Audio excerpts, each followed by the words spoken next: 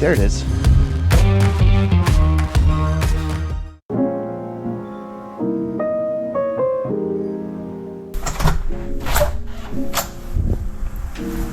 It is pretty cold in here, 50 degrees or so, and this is what it looks like during the brumation time. I don't come in here more than once a day typically, just to keep it cool, but today we're gonna be doing something.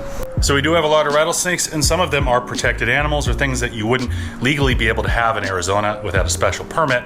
We have one of those permits, and one of the requirements for that permit is that each year we have to have all the animals inspected along with their enclosures to make sure that we are taking as good a care of them as we possibly can.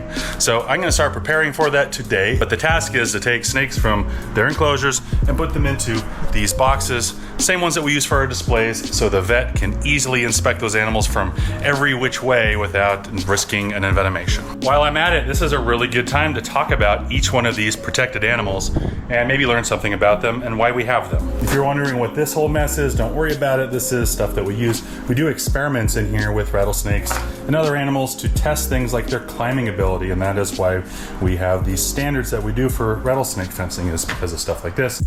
First up on this list is this guy.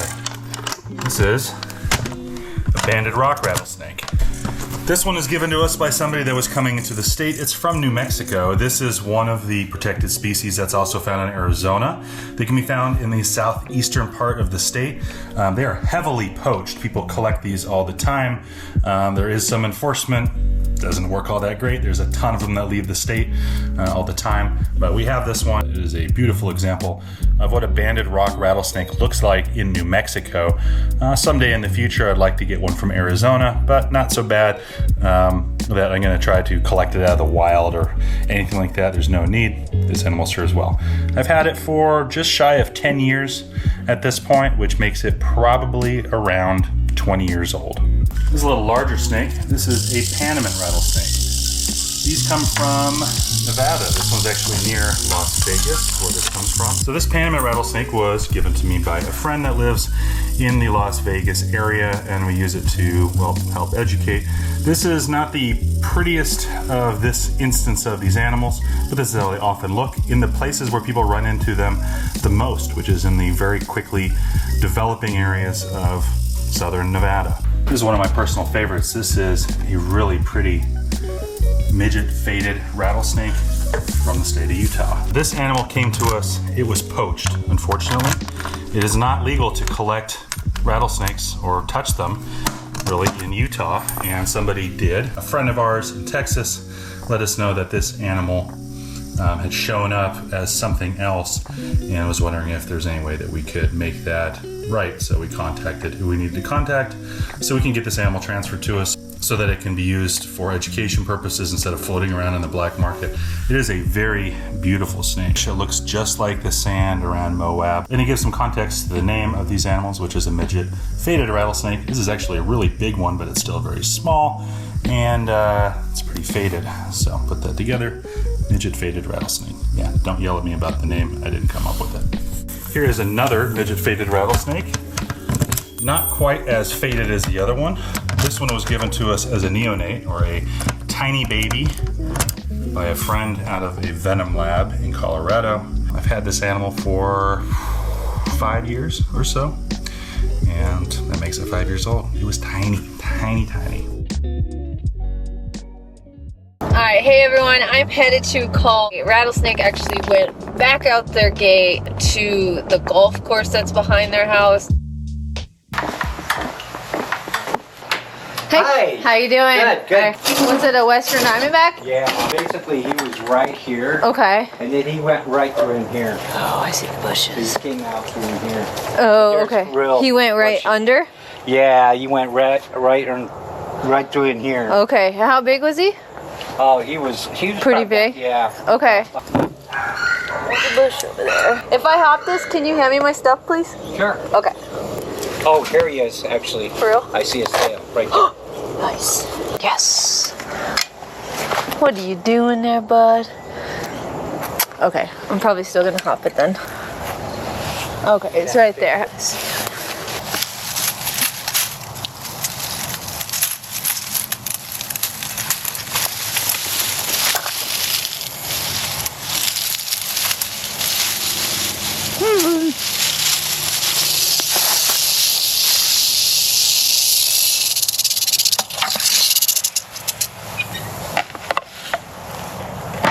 Got him.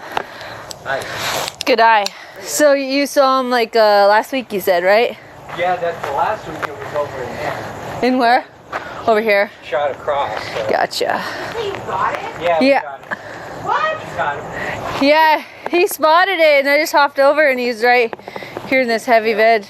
You guys are amazing. Yeah.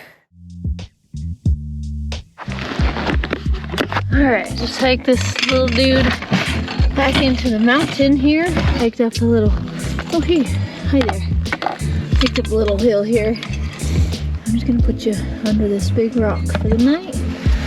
You can do as you please. It's a beautiful night out. Good buddy. Right in there for me. Toodaloo. See you, little buddy. That call worked out pretty perfectly. So I just jumped over the fence. The snake was right there, and then the neighbor saw me jump over the fence, and he let me back through. So I only had to jump over it once. So similar to the banded rock rattlesnake, this is a different subspecies of rock rattlesnake. This is a mottled rock rattlesnake, a very pretty faded one, if you ask me. This one was given to me by a good friend who could no longer keep it, and again, it's part of our education program. These are found in Texas, New Mexico.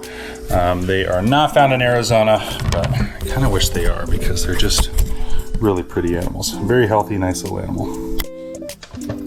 And here it is side by side with the banded rock. This one's gonna be a little bit tricky because in here are a couple of twin spotted rattlesnakes and a more complicated enclosure with a little rock pile that they like to hang out in here. And I don't wanna have to disassemble it, but I do have to catch these snakes. So we'll see. Oh, there's one back there. Okay, I got one. This is the male. And I'm gonna go get the female. Okay, where is the other one? I see her. All right, here's the wonderful little female. So these animals are often poached, and even though that twin spotted rattlesnakes do show up in collections here and there, and even in zoos, the origins of those animals are seldom legally acquired. So aside from a few individuals that are here and there, some Arizona institutions and the Arizona Game and Fish Department, there's not a lot of resources for places like ours that do education work. So I did a permit application to actually collect a pair of these from the wild so that they could be bred and fix that problem, so that the education of what these animals are is not entirely related to or hinged on the illegal trade and poaching of them. This teeny tiny baby snake is one of the offspring of that female twin spotted rattlesnake. There were 3 born here. This is one. We gave one to our friends at Rattlesnake Ranch AZ, and I have one more that's kind of special to me. And here's the other one. It's much larger than the other baby. It's almost adult size. And the reason I like this one so much is that it almost died. This one, when it was born, it was this silly little shriveled up thing that I was sure would die. I mean, it was maybe 3 inches long or so. Skin was all wrinkly. It was definitely the runt. Would not eat, wouldn't look at anything. I just didn't think it was gonna work out. So I had a big challenge in my hands and I made it work. I actually hand fed this snake for months, training it on rodents early. And now it's one of the easiest snakes I have to keep. Eats all the time. Just so you can see its size compared to its sibling. And then the adults. So got a good little group here. So yeah, that's immediately going to raise some eyebrows for some of you about collecting these from the wild. Don't we want wild rattlesnakes? Well, of course we do. And we tried really hard to get these from legal and captive bred sources. They just don't exist. And that is the problem. So what we did for these animals is did a lot of map work to find the hardest places to get to collect them, places where there's no people around at all, or shouldn't be very rarely, to where we're not going to impact the population of those areas more than a bird that eats them. So we are very careful of very specific places that we would think that collecting those animals would do the least harm to the local environment, and that's where they come from.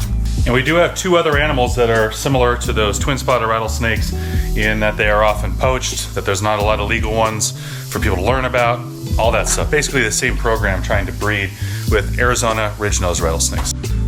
Here's our female ridge-nosed, and we're hoping that she'll become gravid this year. They were certainly mating a lot this year, and that's one of the reasons that we are keeping them really cold, doing things a little bit differently as well, giving them a place to bath all winter, even though the air is very cold in here, just to see what they do. Hopefully, this is the year. Let me go grab the male. Here's the male, a much larger snake. These are both collected as tiny neonates, so they are full grown at this point and ready to breed. I think they were collected in 2017. So they are definitely ready to go. They're 6 years old. They have not grown necessarily in the last year or so that means it's time to try. And another snake in the super teeny tiny category. This is a desert moss saga, the only rattlesnake that we have that is not part of the Crotalus genus. These guys are pretty limited in availability in Arizona. This one is actually from New Mexico, and this is as big as it's gonna get. Cool little snake. Hey everybody, I am headed out to East Mesa right now to go get what they think is a sidewinder in a backyard. Let's go find out. Hello. Okay, whereabouts was it? He was like literally on the back fence, but he had just been in the garden. Like, okay. There's a lot of grass down there. So it was in the garden? Yes, like on the other side of the fence. Okay.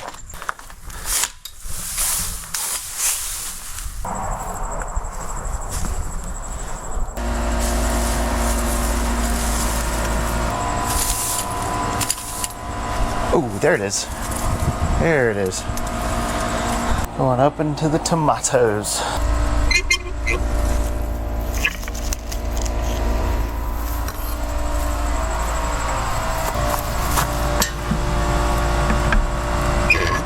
There it is. I did. Took me a second, but I found it. It's a baby western diamondback rattlesnake. Oh wow, he's even smaller than I thought. Yeah. What do you do with them now? I just gotta go find some desert that's not gonna be developed and that's gonna be far from neighborhoods again. I didn't see anybody else. It took me a minute to find this one. It was in that grass. We're gonna chop that down tomorrow. Now, this little beautiful snake is the only viper that we have that's not a rattlesnake. This is a copperhead. And we got him from Jill. She came over here when she was still working with the Arizona Herpetological Association. I always like copperheads, cottonmouths. It would be a different thing if I lived in the East because, you know, if we think that our BS stories about Mojave green rattlesnakes being aggressive and chasing you and all that shit is bad, this genus says, hold my beer and I'll give you cottonmouths chase you, copperheads smell like cucumbers, all that stuff. And it is so deeply entrenched in the culture in the South that it is very hard to deal with. So, and this is the last of the snakes that is on our permit. This is a timber rattlesnake from Fenix. If you ever seen that video where we talk about this snake, we've talked about her quite a bit. She's getting a lot bigger, and yeah, we are hanging on to her, and she requires a permit to keep. So she'll be with us forever. And if you're new to us, you might think, well, I live in Payson, and there's timber rattlesnakes up there all the time. My grandpa calls them timber rattlesnakes. Those are entirely different things, not like this. Timber rattlesnakes don't occur in Arizona, don't live in the western U.S. anywhere. This is really an interesting, special, and rare thing, a hitchhiker that survives, and it's also a really cool one. Okay, now time to move on to some things that aren't rattlesnakes. Our Gila Monsters. This is our big old grumpy guy. He doesn't live with the other Gilas because he doesn't play nice. He bites and attacks them and just has problems. So he has his own little special office. He came from a poached origin. Somebody apparently left a family member a couple of Gila Monsters that they don't know where they came from. He kept them in like a 10-gallon aquarium. They weren't good. Thankfully, I was able to get him back into the fold of legal and healthy animals, though he's kind of an asshole.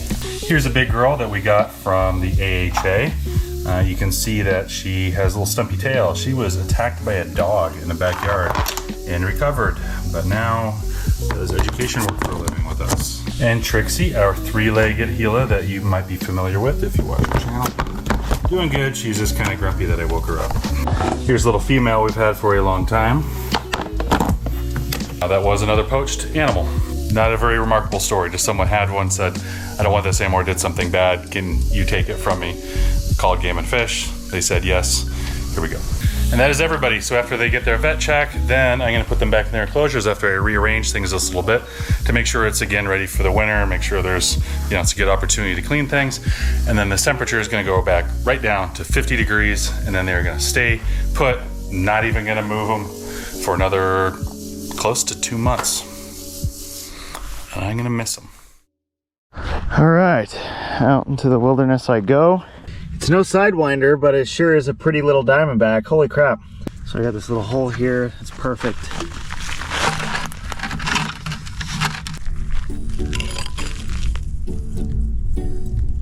Hole. Holes are where animals go to feel safe.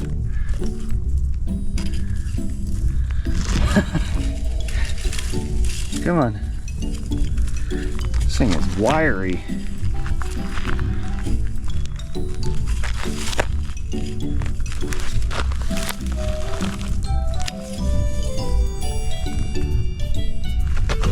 Oh yeah, see that? See how easy that was?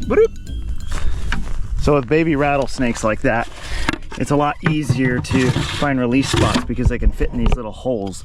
And that's what they're using a lot, is these little tiny holes and places to get underground access in this habitat. Why I actually initially believed that it could have been a Sidewinder is because this desert here is flat, and that is what a lot of the rattlesnakes rely on, is these mounds and networks of tunnels here. They use pack rat nests, but a lot of them rely on these holes.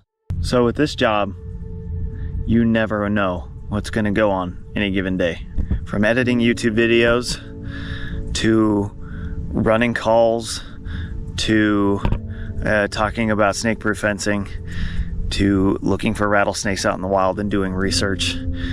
The different types of people that we meet, all sorts of different demographics, the parts of town that you'll be in, you just never know. And sometimes you just sit and do nothing all day because for some reason the universe doesn't want snakes to move. And sometimes you are running 1,000,000 miles an hour, but it's awesome and it's worth it.